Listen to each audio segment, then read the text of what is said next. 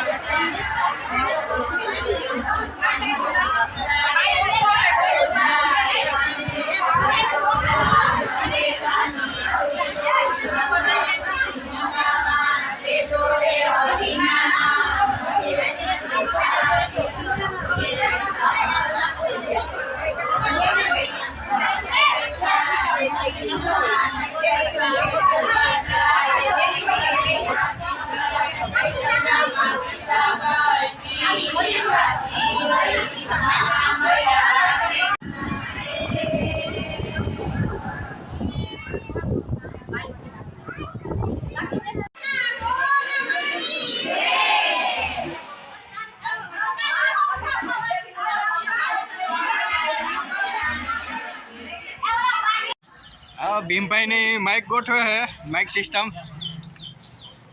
एमां થાય ખરા હાલો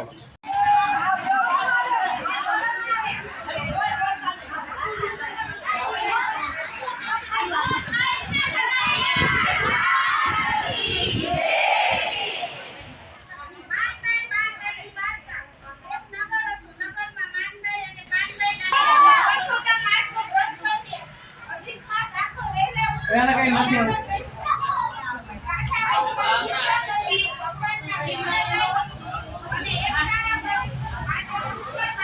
अवाज न था तो थोड़ा पार्सल लिए है।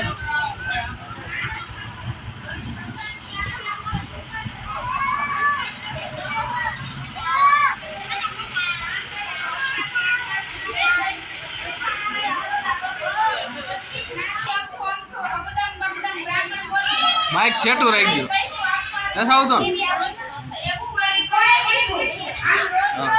सेटू रखजो सेटू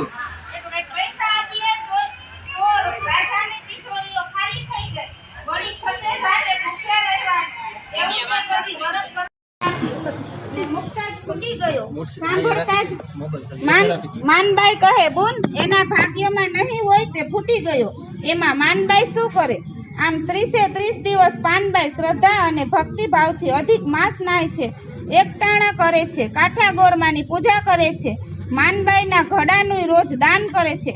આમ અધિક માસ પૂરો થાય પાનબાઈએ ઉજવણું કરવાનું નક્કી કરી નોતરા દેવા નીકળ્યા છે. માનબાઈને ઘેર આવી કહે, માનબાઈ આજ તો ઉજવણાનો રૂડો અવસર છે, તમે પણ ઉજવણું કરો. તમારા પતિ ઘણું મૂકીને ગયા છે, હું પણ આજે ઉજવણું કરવા નોતરા દેવા નીકળી છું, પ્રભુનો પ્રસાદ લેવા આવજો. પાનબાઈના ગયા પછી માનબાઈ એકલી બબડે છે. પતિ મૂકીને ગયો હોય એટલે શું આમ લૂંટાવી દેવાનું? બ્રાહ્મણો તો ખાઈને પેટે હાથ ફેરવીને ઘેર જશે, પણ એટલું ધન આપણું વપરાઈ જાય, ઘટપણમાં આપણી સામે કોણ જોવાનું હતું? નારે બાઈ, મારે એવો ક્યાં મોખ છે? આમ પાનબાઈએ તો સંપત પ્રમાણે ઉજવણું કર્યું છે. માનબાઈને થયું, લાવને તારે હું એક બ્રાહ્મણ જમાડું અને થોડુંક દાન કરું. આમ કરી બ્રાહ્મણને બોલાવી લાવ્યા છે. પછી એના પતિના વખતનો એક મરિયલ ગધેડો મરવાને વાકે જીવતો હતો. તેને લઈ આવી બ્રાહ્મણને કહે, લ્યો મહારાજ, પૂજા કરી મને સંકલ્પ લેવડાવો. ગાયની તો સંપત નથી, પરંતુ આ ગધેડો તમને દાનમાં આપું છું, એનો સ્વીકાર કરો. બ્રાહ્મણ કહે, બહેન, ગધેડો દાનમાં? માનબાઈ કહે, ગધેડો તો ગધેડો દાનમાં આપું છું ને, તમારે ક્યાં રૂપિયા ખર્ચવાના છે? બ્રાહ્મણ તો બિચારો સડક થઈ ગયો અને માનબાઈને દાનનો સંકલ્પ કરાવી ગધેડાના દાનનો સ્વીકાર કર્યો છે. ગધેડો લઈને પોતાના ઘર તરફ ચાલવા લાગ્યો. ભગવાનનું કરવું ને મડિયલ મરવાને વાકે જીવતો ગધેડો રસ્તામાં બ્રાહ્મણને ઘણો અફસોસ થયો. ગધાડાની પાછળ 5 ઉપવાસ એકાદશીના કરી તેનું પુણ્ય ગધેડાને આપીશ એવો સંકલ્પ કરી બ્રાહ્મણ ઘરે ગયો.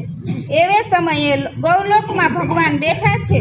પટરાણીઓ સાથે કાંઈક વાત કરી મરક મરક હસે છે. ત્યાં તો પેલો ગધેડો ગૌલોકમાં આવી ગયો. બધાની નજર ગધેડા ઉપર ગઈ.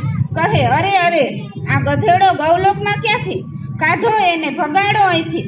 ભગવાન કહે, રહેવા દેજો, એ પુરુષોત્તમ માસના દાનમાં આવેલો છે, એટલે એનો ઉદ્ધાર કરવો પડશે. આમ ભગવાને ગધેડાને મોક્ષ આપ્યો છે. અહીં માનબાઈ મનમાં વિચારે છે, આખો મહિનો મેં ઘડાનું દાન કર્યું, ઉજવણામાં ગધેડાનું દાન કર્યું, તેથી ભગવાન ખુશ થઈ મને ચોક્કસ ફળ આપશે. આમ વિચાર કરતા કરતા માનબાઈ સૂઈ ગઈ છે. ત્યાં તેના ઘરમાં સપનામાં ભગવાન પુરુષોત્તમ રાય આવ્યા છે. કહેવા લાગ્યા, માનબાઈ, તે કાચા ઘડાઓનું દાન કર્યું અને ઉજવણામાં ગધેડાનું દાન કરી તે અધિક માસની હાંસી કરી મારો અપરાધ કર્યો છે, માટે તું પણ ગધેડી થઈશ. આમ કહી ભગવાન જતા રહ્યા. માનબાઈ ઝબકીને જાગી ગઈ. પરસેવે રેપઝેપ થઈ ગઈ. પસ્તાવાનો પાર નથી. હાય હાય કરવા લાગી. રો કકડ કરવા લાગી. કપાળ કૂટવા લાગી છે. પણ ભગવાનનું કહેલું કાંઈ મિથ્યા થાય? સવારના ગામ આખાને ખબર પડી ગઈ કે પુરુષોત્તમ ભગવાનનો અપરાધ કરવાની માનબાઈ ગધેડી થઈ ગઈ. ડાહ્યા માણસો કહેવા લાગ્યા, માણસ અપરાધ કરે તે તો કદાચ માફ થાય, પણ આ તો દેવનો અપરાધ. દેવનો ક્રોધ ભોગવવો જ પડે. જેવું કરો તેવું ભરો, એ ભાવના ભૂલશો નહીં. આમ માનબાઈ ગધેડી થઈ જ્યાં ત્યાં હાડિયા થઈ મૃત્યુ પામી. અંતે તેનો નર્કમાં વાસ થયો. એ ભગવાન પુરુષોત્તમરાય જેવા માનબાઈને રૂઠ્યા એવા કોઈને રૂઠશો નહીં. બોલો.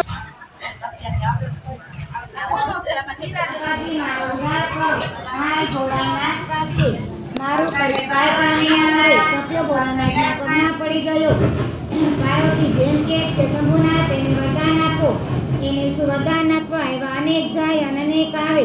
પાર્વતીજી હટ કરીને કહેવા લાગ્યા કે વરદાન આપવું જ જોઈએ. ઘોડાનાથ એમ કે વરદાન કેવી રીતે આપવું? પાર્વતીજી એમ કે ભાઈ બહેનો વાર વર્તોલા કરે તેનો અડધો ભાગ આપો. નાના બચ્ચા રોડાવે, કાયાને કષ્ટ આપે, ઘરના કામ ધંધા છોડે એને અડધો ભાગ આપી તો એની પાછળ શું વધે? જો ગાય બેનો વાર વર્તોલા કરે, જે દિવસે તપિયાની વાર્તા ન સાંભળે તે દિવસે તપિયાને ચોથ ભાગ મળે. જે દિવસે તપિયાની વાર્તા સાંભળે તે દિવસે તપિયાને કાંઈ ન મળે. તપિયા તું તપેશ્રી, બાળા તું લખેશ્રી. તપિયાના તપ છૂટ્યા, આપણા પાપ છૂટ્યા. તપ્યોના ઊંડામાં, આપણે ના ઊંડામાં. તપિયાને તપનું પૂન, આપણે આપણા વ્રતનું પૂન. ચણો ચકલ્યા, ચકલાની ચણનો વારો, આપણે શ્રી રામનો વારો. કોઠીએ કણ, ગોળીએ છાસ, દેવળ રાસ, કાંગરે દીવા ભરે, સ્ત્રી વ્રત કરે, ગરમ રાજાની ચોપડે કરે. બધી ગોપીને ચડાવી દેજો.